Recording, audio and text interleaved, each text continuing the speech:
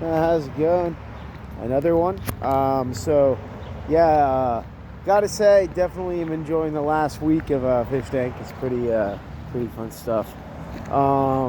Yeah, I fell for I actually fell for the fake. I kind of had a hunch that it wasn't gonna end because I was kind of like, because Sam said something, or sorry, Gold Striker said something like, oh, this is going to be the easiest elimination challenge yet. And then, like, Shades advanced his head, and then all of a sudden everything cut off. So I had a feeling that there was going to be something, afoot. But, yeah, so that tricked me. That was fun. But, you know what, though? Ooh, screen. Sorry about that. Yeah, probably better now. Yeah, there you go. It's been a little weak today, though. Kind of weird. Kind of sad. I figured Vance might be able to, like, actually pull through and, I don't know. I thought he was going to smash some things, or, I don't know. It kind of got weird, like, him doing the whole fake out with Josie in the closet. Like, it's like, what is this, R. Kelly? But, anyways, like, alright, so the reason why I was provoked to make another one is because of the fact that that Gold Trekker was so interested in Chris's probably fabricated story. I got some weird ones. Certainly got some strange ones. Alright, I could probably get this one done pretty fast. Alright, this is one I don't really like to say out here, but I might as well say because this is one of the more crazier ones. And it's definitely an iconic one. When I was in college, I I was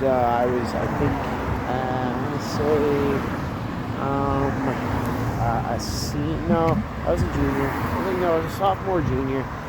And, I'd only gone, like, played, like, once or twice before. There wasn't too much action at that time. And there was a girl that, like, recently we were, like, hanging out with at parties and stuff. We didn't really know much about her. And, one thing led to another one night. We ended up sleeping together. So, then I find out she's a freshman. And I'm like, I'm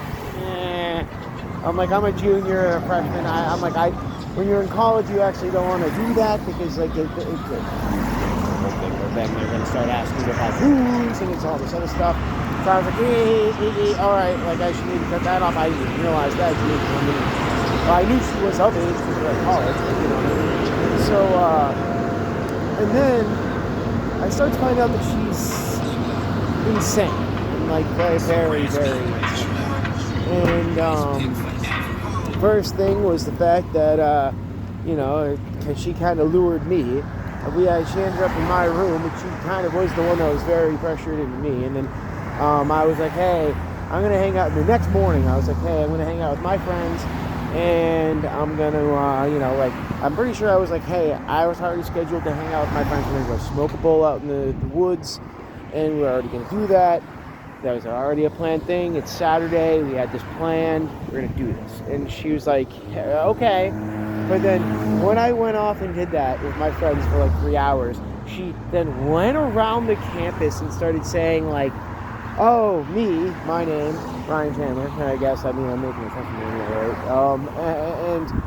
Like, she's like, oh, yeah, me and Chandler are dating, blah, blah, blah, blah, blah. So I come back to campus, and all my friends are like, I'm a junior. They're like, hey, did you hear this, like, girl running around saying you guys are dating, like, in a weird, enthusiastic way? Like, did you say something to her? And I'm like, oh no, oh no, oh no, oh no, oh no. And, like, I'm like, I gotta shut this down. And, I did. And it was kind of a little awkward, too, because it was, like, that night. And it was, like, cause I was kind of, like, was like off in her side of the campus and I was on my side of the campus. She was doing all this stuff, and then the night kind of came. Obviously she met back around where we always partied and where I met her, and then she kind of confronted me, and I had to tell her, like, hey, we are not dating. I had fun last night, but I don't think this can continue. and she got really kind of sad, but I kind of had to stand my ground. And the one sad fact about it to this day that I kind of feel bad about is the fact that I couldn't control this, but my friends were all watching me from their quads above in this courtyard when I was saying this, and I did not realize this, but they were all watching me. And when I walked away, all of a sudden I heard like 30 people clap, and I'm like, oh God. I was like, we were being watched? What the fuck? Like, and I think she realized that too, and maybe she got a little mad at, like, I didn't know that either. I was like, what the hell? So I was kind of like, you know, kind of was like, well, that's, you know, mortifying a little bit, but also mortifying for me too, so, you know, there we go. And that's not the end of the story.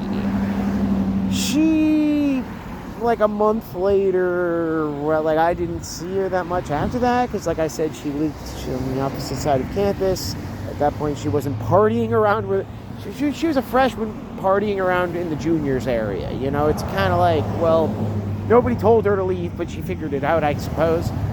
Well, a month later, she got thrown out of campus because of the fact that she went into the art department and threw sand at them, which to this day, nobody knows how she got the sand. Everyone assumes she probably either picked it up from the parking lot or maybe even from the side of the river that's down across the... Anyways, she had like literally like Dale Gribble, freaking Hank Hill type shit, or Dale Gribble, King of the Hill type stuff, throwing pockets full of sand at the art department. And then she wasn't kicked out for that. She was like on freaking like watch. And then when she was on watch in the same building, she went back into the same building in Bates for some reason. So she must have had some vendetta for like the professor or whatever. And set a book on fire. Just set a book on fire and left it in the library. And it was a random book too. And then after that point, they're like, get the fuck out. And to this day, Sparkles, I don't know where you are, but I pray for you. You know, I hope your experience with me at least made your life positive and not negative. As strange and confusing as it may be. And that is certainly not the only story I have in that manner. But that's one of them. All right. Peace.